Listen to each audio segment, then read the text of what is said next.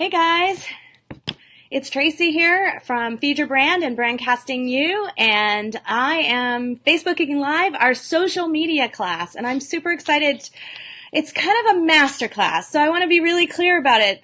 We are not going to cover like how to post on Facebook or anything like that. I'm assuming you're on Facebook and you know everything you need to know there. So this is not one of those kind of classes. This is one about how to organize you. How to really make it useful for your business. This is how we do it.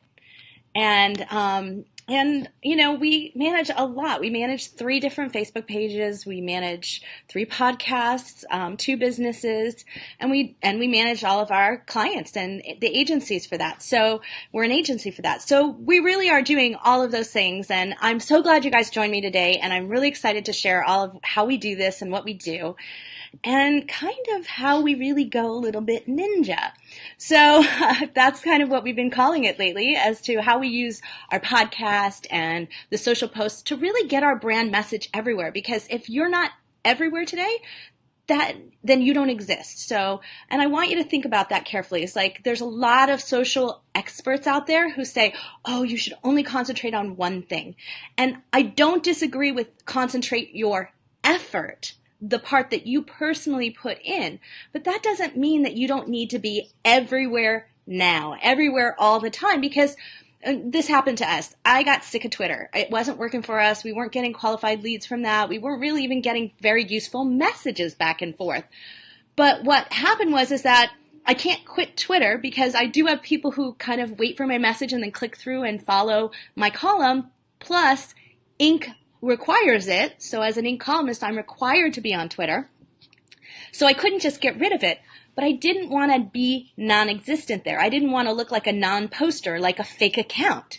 So I set it up for social automation so that it would do it and I didn't have to think about it. So that's the kind of stuff we're going to really talk today. And I'm so glad you all are joining me here. And so let's talk a little bit about why it's so hard to be heard today. And, you know, social conversion is really only about 1.3% today. Like, that is terrible. And a lot of that is from paid ads. So, I mean, it's really, really hard to be heard. There's 80 million YouTube channels, 40 million Facebook pages that are business pages. You have 32 million Twitter users. And I just saw a statistic today that 25% of the ones that are following the president are fake. So we've got a lot of noise in there that's not even real. And then there's 800 million Instagram users. If you guys aren't on Instagram, if you're doing something visual, you should be on Instagram. 800 million Instagram users are very active every day. But social conversion is really low. So let's do stuff that is worth our time, worth our effort, and let's just push out messages otherwise, and let's automate them. So that's what I'm really going to talk to you about today, because social media is an integral part of your platform. And I talk about this a lot on our Feed Your Brand podcast. Tom and I go back and forth on that. And we really talk about platform. You need a big, broad platform that brands your message, brandcasts you, and all the original great content that you have. And social's one part of it. Web is a significant part of it, and we talk about that. And you please go to the podcast, Feed Your Brand, and listen to it, because we just did one about the Google power. And Google is about 10x the conversion rate of social. So it's very valuable to it. And one of the things that we're going to talk about here is how we connect social to send people to our website, which gives us more Google boost. So like all these things are tied together as a strategy in building our big, broad platform. And then the third piece of our platform, so it's web, social, and in the middle there we have what we call influencers, right? Those are the people we connect to. Like I can see right now Lillian Walker, one of a high-level influencer who I value is listening in right now. So we want to just make sure that we're rewarding those people who are influencers. We're connecting with them. We're networking with them. We're adding value to them. So that's how we define our platform. And the more we put posts, messages, engagement in it, the taller our platform gets. And imagine it like your stage, the stage for your brand. It's going to project that message out to a broader and broader audience, and hopefully a really targeted audience, because that's what we want to get to. So we really want to make it a part of what I'm going to call our 3 social goals. And so I'm going to share my screen real quick and share a couple of slides with you, and then I'll be back. And let's see if I can do this properly. There it is, PowerPoint. So our social goals are, number one, serve to attract. Our point in social media is not to push message out, not to promote ourselves every single time. Serve to attract. The second goal we have is to be a power participant. Right? So we're really getting to be a power participant with our network, with our influencers, with our clients. We do this all the time. You see on Feed Your Brand's Facebook page, you're going to see where we are posting out the great podcasts that our clients are pushing out. So we want to help them do that. That's a power participation. And then you want to be alive and posting, right? Like we talked about that Twitter thing. I don't want to be non-existent to Twitter. So you got to be alive and posting consistently and constantly, which is also a Google reward. So all of those things go hand in hand. But I also have a couple of personal social goals. And here's my personal goals. I want to be original. I want to be the only person saying this. I also want to save time. I am a busy mom. I am running lots of businesses. I have 3 daughters. I got a lot to do, and I'm sure all of you do too. So I want to save time, and with that time that I put in, I really want to make sure that I'm getting more, and getting more that's valuable. That's really the biggest point and place that I want to be, is that's the kind of more I want. And so, here's how busy we are. Look, we got 3 podcasts going. I write for Inc. We've got a lot going on in our business. And what I want you to know is that little graphic right there, that's sort of GIF, if I'm saying that right. And I'm sure there's some people who are going to argue with me on how you say it. But website, social media influencers. Remember, we want that on an automated place, and we want to stay in the things that we do really well, like content and promotion. And that's really where the power lies, and that lies in that be original part. So how do we do it? So here's the 5 things we're going to talk about, and then I'll pop back out and we'll just talk about it. So how do we do it? We do first a snapshot of you. Where are you today on your social profiles?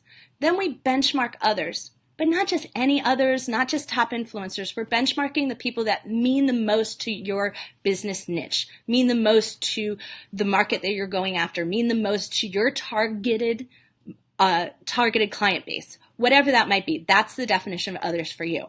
Then we make a post plan, because hope is not a plan, and remembering to tweet at 2 in the morning when you're awake is not a plan. Then we want to schedule and buffer, and we'll talk about buffers. That's actually a tool, but we want to schedule it. We want to have an editorial calendar, and we want to plan it. And then you just got to do it. So I think I'm going to come out of it. Did I do right? Did I do right, Alex? All right. My team's telling me that you guys can see me again. So good. So let's talk about that first thing, your social snapshots. So, it's not the easiest thing to figure out how to do this, and there's lots of tools in Facebook and everything. So I'm not going to get too techie about it, but if you want that, we're going to make this SlideShare available to you, and I'll give you a URL at the end you can go to, and you can just get the SlideShare that I have, because I have a full SlideShare. I'm just going to try and do this much more personally, though, and you can have that, and you can take a look at what we do. But when you do that, you want to go on Facebook or Twitter or Instagram or wherever it is, and you want to do a snapshot in time. And I like to do it either for the year or the quarter or whatever your measurement metric is going to be. So are you going to look at it every 3 months? Then do a quarter. If you're going to look at it every month, then do it on a monthly basis, and you want to take a snapshot of where you are today. So I did this on Feed Your Brand right this morning, and on Feed Your Brand's Facebook page, we have 10,351 page likes. That's pretty decent. That's pretty good, although I find that a lot of them aren't really engaged user, and that has to do with a whole other program.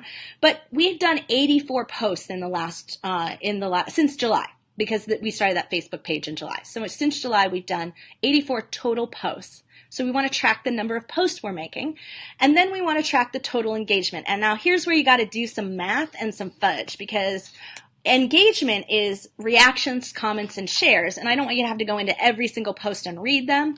So what we do is, if you look at the metrics that Facebook provides you, and I'm trying to think of exactly where that's located on Facebook. I'll have to remember that. But they give you the posts that you have. They'll give you your reach. That's what they call it. And reach to me is how many page likes, right? Or how many likes on that post you're getting. And then the other thing that they would do is they call it I can't even read what it says here. clicks, actions, that would be the other thing that they call it, clicks and actions. And so what I do is I actually take all of the clicks and actions and I just add up the numbers that are there and I multiply them by 10 because they are 10x valuable to you. If someone is willing to share my post, if someone is willing to share this Facebook Live, then they are associating themselves with me and my brand, and that means I resonated enough with them to be valuable to them. So I'm going to rate that higher. So when someone takes an action like that, when someone takes the time to make a comment to us, even if it's a negative comment and, they're having a discussion with you or a debate with you, you still want to value that because that's engagement, right? And so we look at reach, just the number of people that saw it, which is the way that Facebook is measuring it. So it's views. I don't love that number. I think a lot of it is almost faked, or it's, you don't guarantee somebody actually saw it just because it was fed into their feed, right? I've scrolled through my feed really fast. So we're only going to value that at a 1x. So you add up all those numbers and you come to that. And so for us, and now I hid my number that I had sitting here, 28,045 total engagement, which is pretty good. And so a lot of times I'll do that and I'll take it and I'll average it. So I'll take the total number of posts and divide it by the engagement the engagement divided by the total number of posts and get an average that's going there. And I use that as my benchmark. I want to do better than that next time. So you really look at all of that, and this is our measurements that we use. So this is your before though, because now we're going to move into a whole new process of how you're doing it. So you want to also have a measurement about where you want to go. So of course, you're going to do that across not just Facebook, but all your social profiles that you care about, all the social profiles you're a part of. And then you want to start to look at that and say, which one of those profiles, LinkedIn, Facebook, Twitter, wherever I am, do I have the top engagement? And that is that number that is your average per post. Where am I getting the top engagement for my effort, right? So a number of posts is the amount of your effort. The engagement is the conversion or the return you're getting for that effort. And so that's how we're going to look at it. So where am I ranking? So for me, LinkedIn's actually higher than Facebook. But I see the value in Facebook, of course, and we look at that as we have to up our game here. So that's actually, we're in the process of working on that, and that's what you're seeing a Facebook Live from me. So we're trying to increase that engagement. So I have a before measurement, and I'm trying to get to an after measurement, and that's really where we want to go. So if it's your top engagement and you want to keep it your top engagement, then definitely stay there, work on that. And if you have one that you want to bring up, because you see a good market there for you, or you see that a lot of your followers and fans or your most engaged or your most valuable clients are coming from there, connect the two things together. So that's the next stage, is you really identify which one is your ideal who. So where are they hanging out? Where are they going? And while I totally love Instagram and it's so visual and it's so great, we've actually found that the kind of people who become our clients don't come through Instagram, that they come through Facebook instead of Instagram, or from LinkedIn instead of Instagram. So we said, well, we still want to be there and we'll still post there, but it's not a high part of our engagement. And so we dropped it down on our list as of 2017. Doesn't mean I'm not watching it and not seeing if there's something I can do or it's growing there. You got to pay attention. And that's why we're measuring that on a quarterly basis or yearly basis, whatever your measurement time is. Then the next thing you want to do is follow your competition. So, and I'm not talking about the top influencers in your niche. I'm talking about somebody reachable. That person that's just ahead of you. The person who's just killing it and getting a lot more engagement than you, the one who's getting more clients than you, the one who's always ahead of you. You know who they are. They're the ones you want to be, right? And so that's the one you want to model. You want to take their measurements, and you can't get all of their information, but you can get a good guess of it. You can see how many people are commenting on their posts. You can see how many shares are there. You can kind of get a sense of how well they're doing. And so, make a judgment call and measure a couple of them and see where they are in each of your niches and go from there. So we call that's step number 2. Remember, we're going to go and we're making a competitive benchmark. So we're really checking that out, and we want to model the best.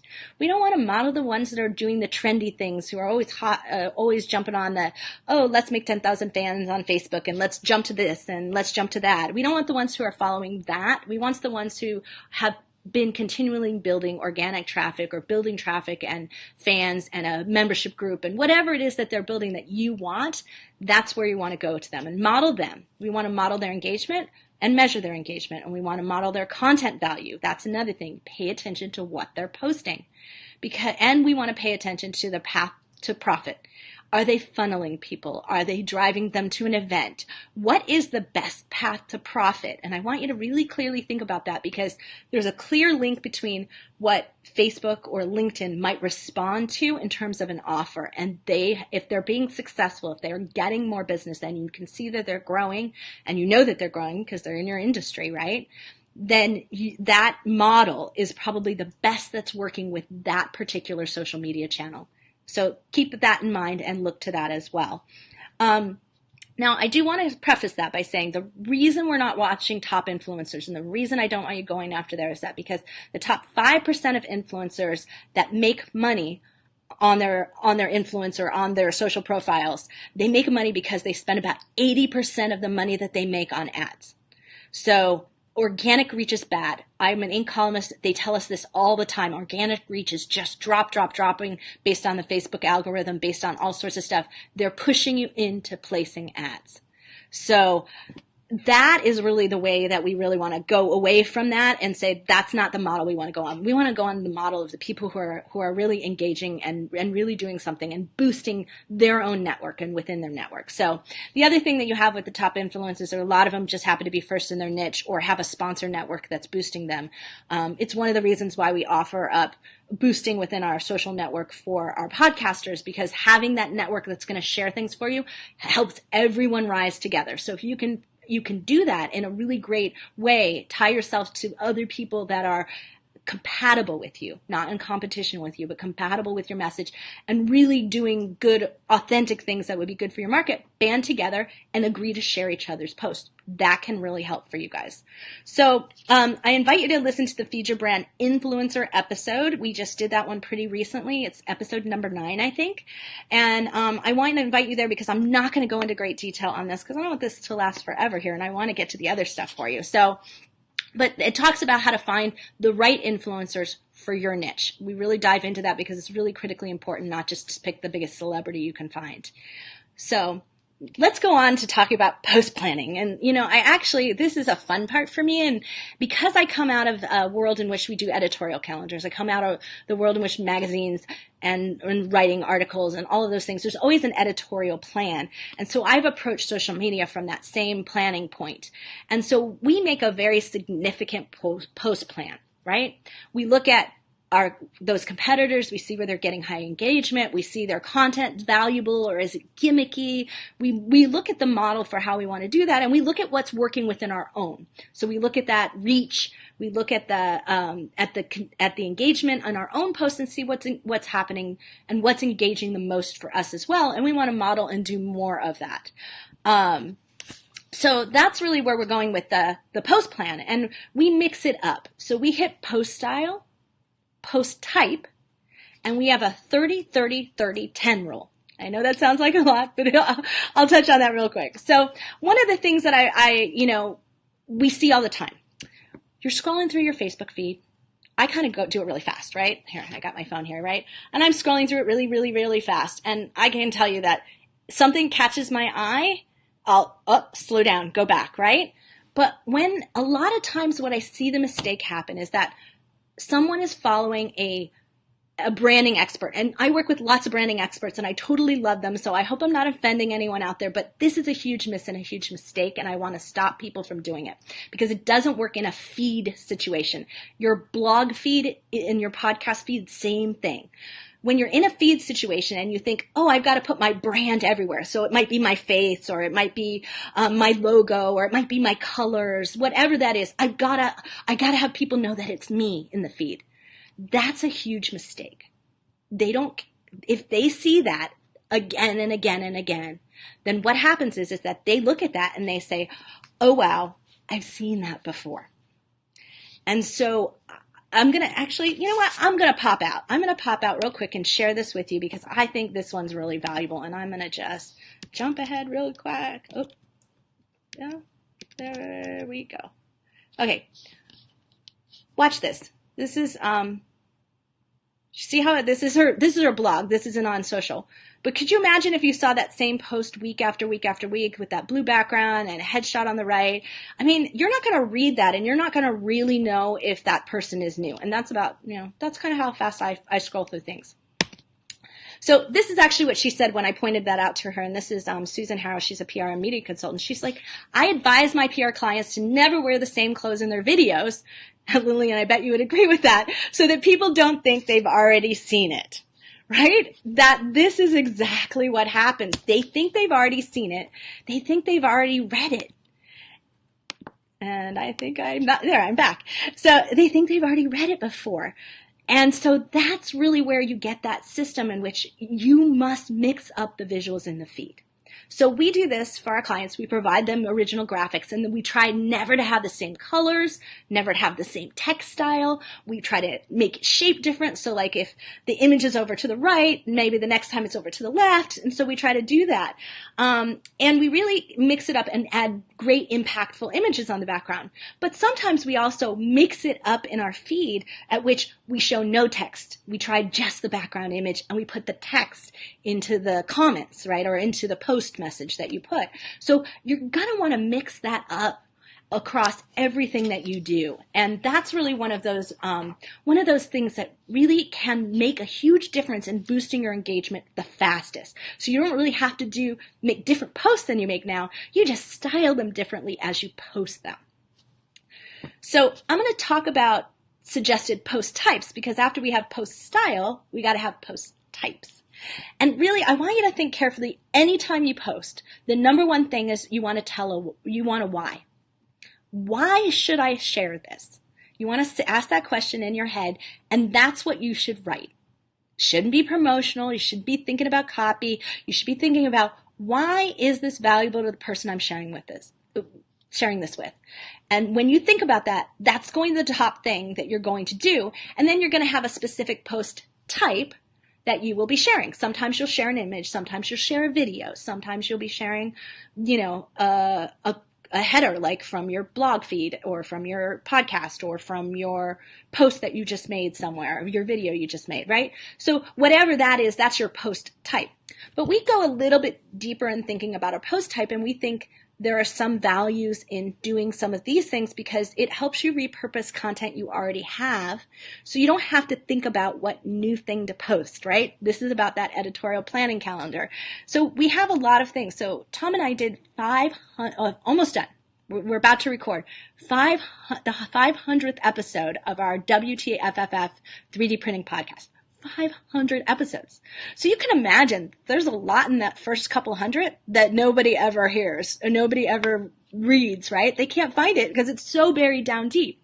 So we really pushed that out and we put it into an evergreen situation. You may have heard that evergreen tweets, evergreen messaging. Well, we took out the ones that weren't timely, but almost 95% of them are.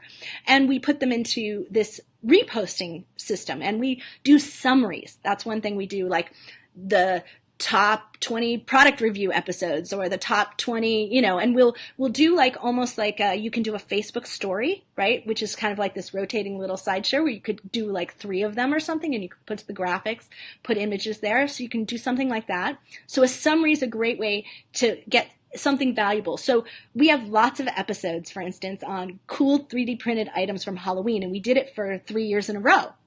So we have, a summary episode would be a great episode of the top 3D printed Halloween items.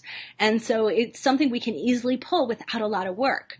And so that's one of the ones that we like to do. Get your older stuff moving because you have new fans, you have new followers.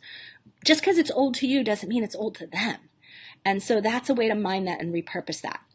The other thing that we do is we do a where are they now. So we have a lot of people we've interviewed, guests that we've interviewed, or people I wrote about in articles, and we do a where are they now. So I bumped into someone who I wrote an article about. I'd never met him in person, and I just bumped into him at Michelle Young's event.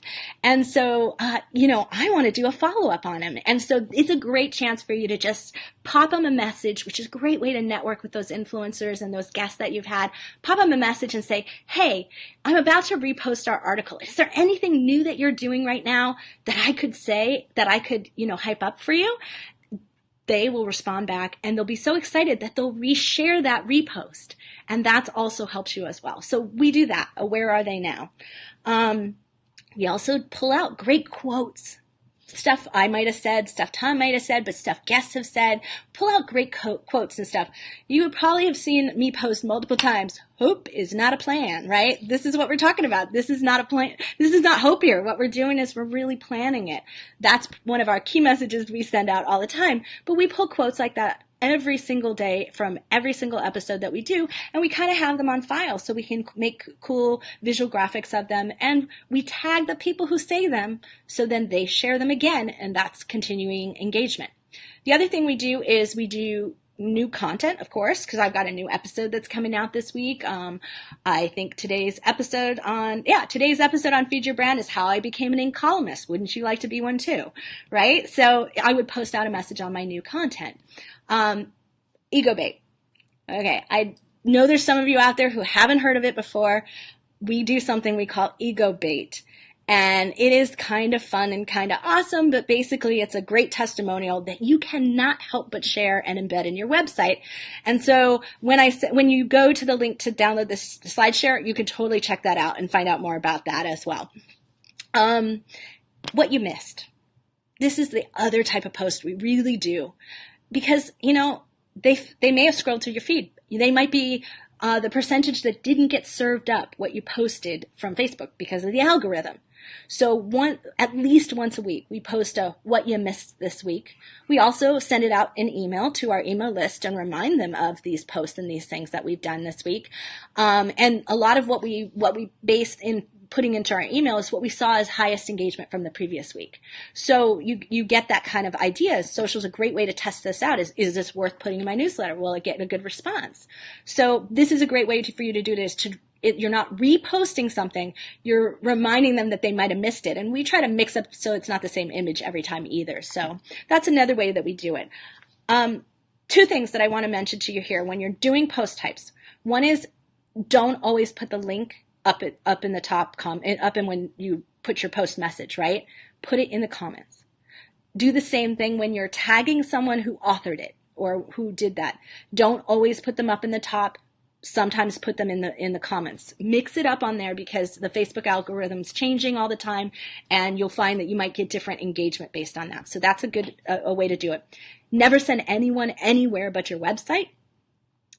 Remember that Google 10x power? We want to harness that. Never send anyone anywhere but your website. So get yourself a shortener link that is your website, or do a refer. So I can do brandcastingyou.com/social master, which is going to be the message here. That's social master. So that's going to be the link for you guys to get this SlideShare. So you want to keep brand casting you in there, right? I want to keep reinforcing my website because that's where people can find out more about me than is on my Facebook page, right? And so that's where they can find more about business. That's where they can engage with me there. And you want to reinforce that in any post that you do. If you've got that kind of link, you want to just do it because that visual, that click through, that's reinforcing that for you, and you don't have to keep saying it. And also, if they need to remember something, they're just going to say, oh, it's on that Brand Casting You website, and they'll just go there. So that's like another way for you to do that. That's where you brand you most predominantly in your social, and keep that consistent. So let's talk about my 30, 30, 30, 10, 30, 30, 30, 10. Yeah. So that's 100%, right? The 30, 30, 10 rule is 30% of your own stuff. That's all you're going to post. 30% of your own stuff, right? 30% share of other people's stuff, right? Now, other people that matter, like you want to, other people that are good, I don't ever share. I honestly, I don't share CNN, and I don't share stuff from that. That's not in my business plan model. I don't mix in those kind of shares. Now, if you're on my personal page, I absolutely share cute things that my daughters did. So you will totally get that there. But in the business sense, and that's what we're talking about here, you're going to share people who matter to your niche, people who matter to your audience. And we want to share specifically that stuff, not just cool stuff we found. And then 30% of it needs to be an interaction of some kind.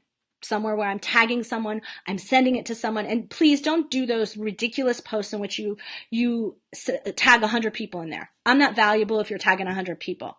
No more than 3 tags. and they have to be included in the content or personally referred to. So like if I refer to multiple people in an article, and it might be, I've done it before where I had 6 people featured in an article, I will do 3 and then I'll do a second post with another 3. So do not do too many people in there. It looks spammy and it annoys people, and they don't add it to their timeline and they don't share it. So you're just going to get lowered engagement. So it's not going to be helpful for you. So anyone who started sending out that message that was a good idea on Facebook doesn't know what they're talking about, and we should stop following them. So then the last 10%, this is my fun part. That's the uniquely you. And I highly recommend like the weird stuff. Like I can tell you when we put out stuff on our 3D print page of like, 3D printing, just like the oddest things that you've ever found or the geekiest things that you've ever found. Like we did one on 3D printed fidget spinners that like blew up. And I was like, I'm so sick of those fidget spinners. I just want to keep stashing them in the drawer at home here. But they were pretty cool, and we started sharing them and they went crazy for it. So uniquely you or weird things, those are great. That kind of cool stuff it reflects good on you that you have an interest in things and you're out there looking for things, and you're not just following some social plan here. You're being you as well there. So that's kind of where we want to do it. And then I do want to mention my Inc. rules. And this is the rules that Inc. has given us that we follow really carefully about really understanding what's working on your Facebook page and what you decide to share to your Facebook page. And you need an ideal understanding of who your audience is, right? I know my Inc.com followers who follow my column are aspiring $1 million businesses, right? That's what they're doing. They're building big businesses. That's what they want. These are not, while I'm on the innovation inside, I don't have a lot of inventors who follow me there who just want to license and sell their ideas. No, they want to build a business. The other thing is timeliness and content mix. So I don't like to do a lot of timely things because you get like that stress of like, oh my gosh, something just happened and I need to post about it. You know what? I just avoid those. I just say it's not my place to be commenting about something unless it's personal. So an example of that is that my sister was in Las Vegas at the shooting, and we decided it was timely and important for us to say a message about bump stocks being 3D printed. I can't even say it because they're dangerous. People could get hurt. And if you design them, then you should be liable for something that happens having designed that. So I decided that was an episode that was me being very political, unlike where we usually are. But I stepped out because it was a time to say something like that. And I had a platform by which I could say it. And I could use it for good to help promote my sister's event that she's doing this weekend in Orange County, or next weekend in Orange County. So I could do some good with that. And so that's one of those things that you got to think carefully about it. Is it valuable to you? Are you tapping your audience for the wrong things? Or are you doing it for the right reasons and for the right things that are valuable? So think about that when you do that. The quality of the post matters. If the image is bad, if there's like, I don't share somebody's if their website, every time you go to it, like pops up this thing like sign up for this and sign up for that, and you end up with all those pop-ups. I hate that, and I won't share their stuff. So you got to think about the quality of that and what matters to you. I like things with a strong bias and opinion, and so does Inc. It plays really well, meaning that you have a viewpoint. You have something that's original about what you're saying. It's not the same thing everybody else is saying. And having a bias to something, while it sounds like a bad thing, like bias is a bad thing, though it's a good thing because it shows original thought. And that's really why people are following you. That's why you get fans, right? Fans that engage.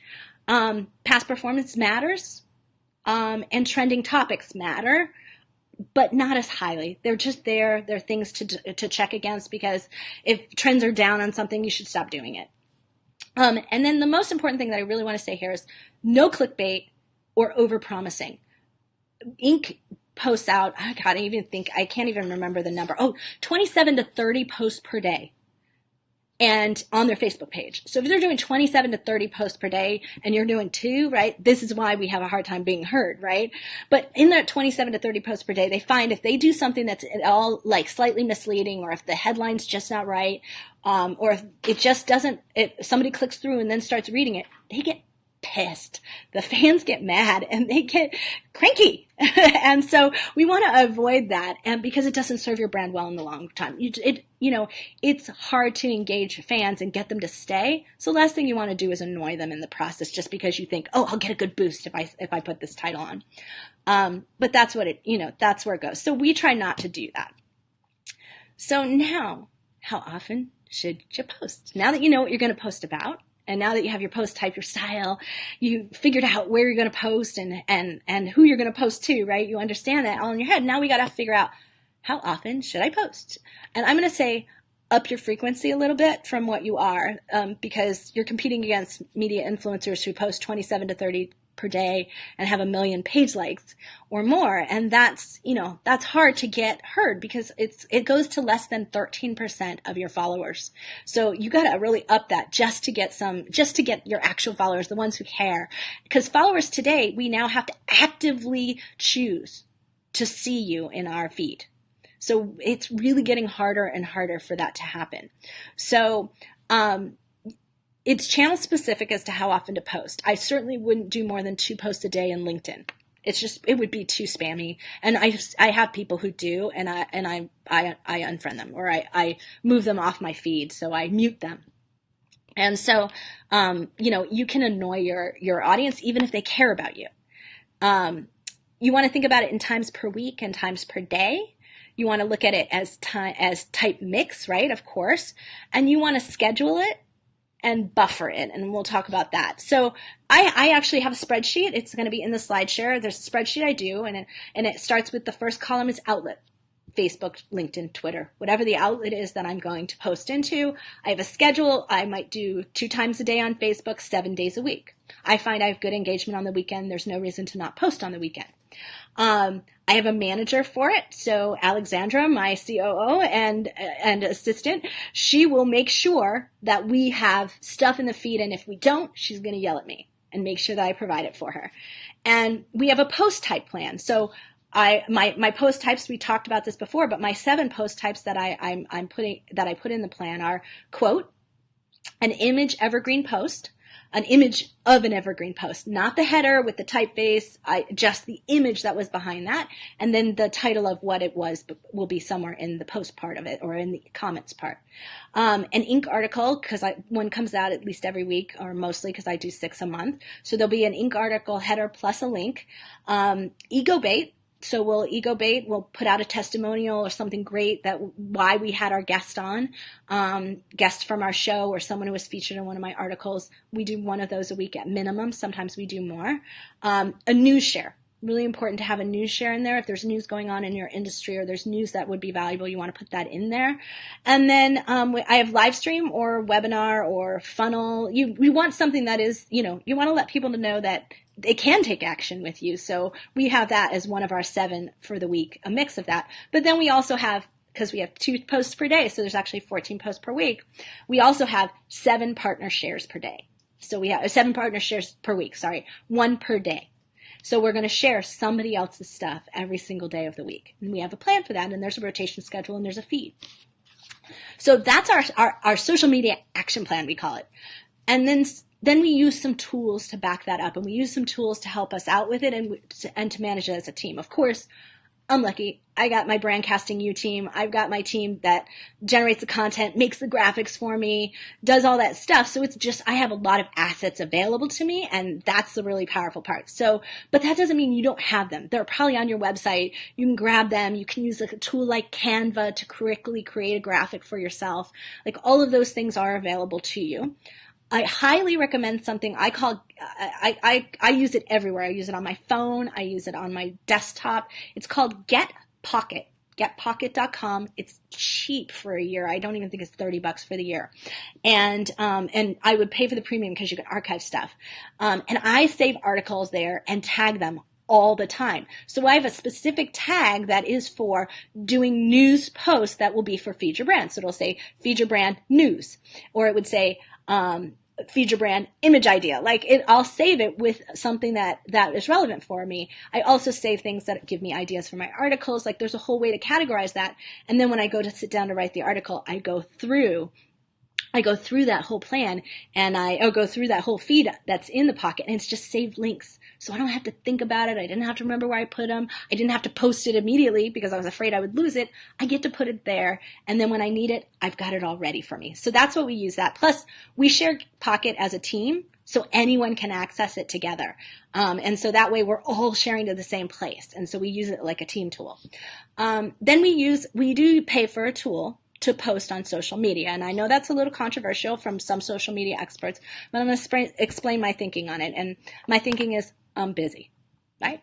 I haven't got a lot of time, and I know that native posting is more valuable in Facebook. I know it's more valuable in you have to do it on Instagram. So native posting, which means you go into Facebook, you go into Instagram and you post directly from in there, or you use an auto feed from outside in. So like a service that goes outside in. We use Buffer. It's like $50 a month. And we use that because it allows me to have all the feeds from all the different resources we have from all our different podcasts, all our blog posts everywhere, all of our clients. Lillian's mentioned Evernote. People use Evernote and other things like the Pocket, which is a good tip there. But with Buffer, we do this where we're using those feeds, and it's just really easy to share it and write it right there and schedule it out and have a view, which you can look at it in calendar view, or you can look at it in week view or day view, and you can really see it, and you can schedule your time slots, and it'll tell you when you're getting your best engagement, so you can shuffle your time slots. So it really does a lot for you. And for us, we want to get to 30 days in advance for the planning, and then we just slot in the special news ones and the other ones. We just slot those in that we are actively responsible for each week. And so we do whatever we can to kind of keep that buffer full so that something's always posting in case we're busy, we forget that things are going on. So we try to keep that 30 days out and full of that. Now, here's the controversy thing, not native posting versus Buffer or versus Hootsuite, which is another tool, is that the number of followers. So if you've got 1 million followers and Facebook gives you 1 to 2% less engagement or less reach because you're not natively posting, and that's the latest number. Now it might be raising up and being closer to 10%. But if I had 1 million followers, 10% loss of reach when it's only reaching 13% of that audience to begin with is a lot of people. So I might care. But when I have 10,000 followers, I might have 100 people less who see it, and 100 people are not worth the effort it takes or my paying a big team to be able to natively post every single day within Facebook, or schedule them all within Facebook, or go into every single one of the social profiles and post that way. And so that's really where I draw the line. It's like they're not making it worth my time to go natively and post. Facebook Live is different. Obviously, I got to come in and do it there. So you spend your time in the areas at which you do. So now we're getting to 5, right? Remember, now we've had our 5 steps. So we got to do this, right? You got to do it. You got to get off your social media roller coaster, where you post, and then you forget to post and people are engaging with you and you kind of are missing in action. And, while we all need a good social media fast, if you didn't mean to do it and now you're at the bottom and crashing to the bottom of your revenue roller coaster, you're in big trouble. So we want to keep just doing it, and we want to do it in a way that is as automated as possible, right? We want to make it simple and follow our system, follow our plan, and only do what works, right? We want to do what's working for us.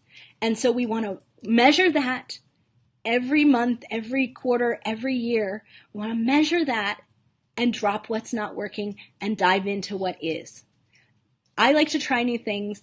So I always have a little percentage of stuff that I'm experimenting on, but I don't waste my team's time experimenting on it. I try it myself and see if I can hack it or figure it out or whatever that is. That's me. So I'm willing to spend a little bit more time than most people on that, but not everybody's that way. So keep that in mind. You got to do what's right for you. Engage in the areas that's working for you. And so I want you to imagine yourself getting more from social media, right? And, there's days where I feel like, wow, why am I even posting today? Like, I'm sure you all feel that same way at times in your business. And then there are other times where I'm like, I'm at the greatest event ever. And I can see you there, Bernie. So see you, space. And I'm having a great time. And you post like crazy, right? And so you want to really look at that, but you want to be able to say at the end of the day, and the amount of time you spent on social media, that you're getting more of what you want. Maybe you want more stages. Maybe you want more media. Maybe you want more qualified leads, right? Who doesn't need those?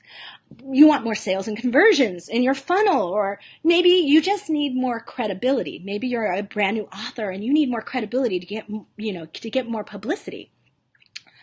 Maybe you just want some time back, right? So do this. Make it easier for yourself so you can get some time back. And because I want to do less work, right? Isn't that the ideal for all of us?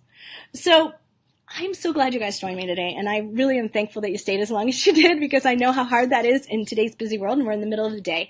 But this will be in video, so if this will be recorded and it'll be saved, and you can always have access to it. So if you can't find the link, you can always email us at hello@brandcastingyou.com. But I'm sure it'll be on my Facebook page, so I'm sure you'll be able to find it. But I'd like to invite you to get the slide share from this, because there's lots of images, there's lots of bullet points, there's a couple of examples so you can physically see the things that I'm talking about, and those are free to you. So it's brandcastingyou.com social master, all one word. And I also mentioned that I have media and PR tips in that ego bait. It's going to send you to the same place, and you can download those as well. You can get those as well there. So lessons learned from being an ink columnist and a podcast host, and it's just got lots of extra stuff that we talk about that really are the ways that we've been able to use our social media, our influencer network, and our podcasts, our content production on our website to be able to give ourselves that big, broad platform. So I hope you guys are ready to be super social masters and start broadcasting you. Thank you guys so much. I had a lot of fun today.